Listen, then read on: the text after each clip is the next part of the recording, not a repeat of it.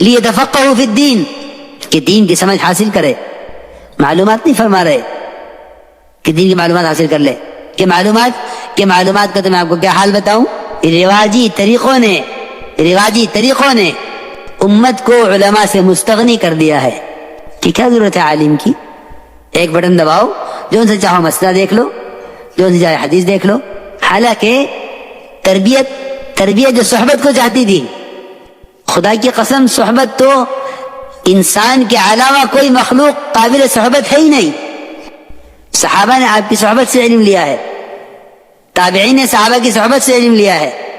مصاحبت تو اور تربیت تو کسی مخلوق سے ممکن ہی نہیں ہے سوائے انسان کے. یہاں آلات پر علم ڈال دیا ہے کہ اب علماء کی ضرورت نہیں ہے. یہی زمانے کا سب سے بڑا فتنہ ہے کہ امت کو علماء کی ضرورت نہ رہے. اس لیے یہ بات یاد رکھنا، مولانا علی اصغر فرماتے تھے کہ رواجی طریقوں سے رواج ترقی کرے گا، دین ترقی ہرگز نہیں کرے گا. رواج ترقی کرے گا.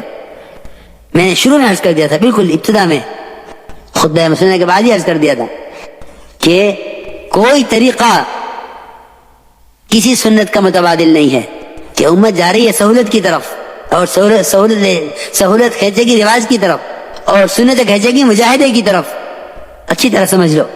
اس لیے میرے دوستو عزیزو، علم تو علماء کی صحبت سے حاصل کیا جائے گا. اللہ کے راستے کے نفر کے ساتھ تفقہ فی الدین کا کیا تعلق ہے؟ اللہ فرما رہے ہیں کہ یہ نکلیں اللہ کے راستے میں لیتفقہوا فی الدین، تاکہ دین کی سمجھ حاصل کریں. وَلِيُنذِرُوا قَوْمَهُمْ إِذَا رَجَعُوا إِلَيْهِمْ، اور واپس آ کر مقامی لوگوں کو ڈراویں. مقامی لوگوں کو ڈرانے کے لیے ان کے نکلنے کی کیا ضرورت تھی؟ یہ بغیر نکلے بھی مقامی لوگوں کو ڈرا سکتے تھے. یہ کیا ضروری ہے کہ پہلے یہ نکلیں، اللہ کے راستے میں نکلیں اور تفقہ فی الدین حاصل کریں، پھر جا کر مقامی لوگوں کو ڈراویں.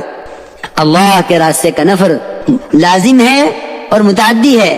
اس آیت کے اندر دونوں چیزیں اللہ نے بیان فرما دی ہیں کہ لازم بھی ہے، متعدی بھی ہے.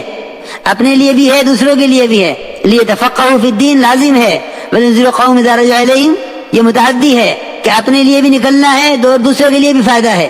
اس لیے میرے دوستو عزیزو، حضور اکرم صلی اللہ علیہ وسلم نے اس علم کی مثال جو خود لے کر آئے ہیں اور ہدایت کی مثال بادل سے دے کر امت کو حرکت پر ڈالا ہے. یہ نہیں فرمایا کہ علماء کنواں ہیں، جس کا علم حاصل کرنا ہو کنویں پر آوے. یہ فرمایا کہ علماء انبیاء کے وارث ہیں، اور میرے علم کی مثال بادل کی طرح ہے کہ بادل خود جاتا ہے زمینوں پر. 3 قسم زمین کے بیان فرمائیں.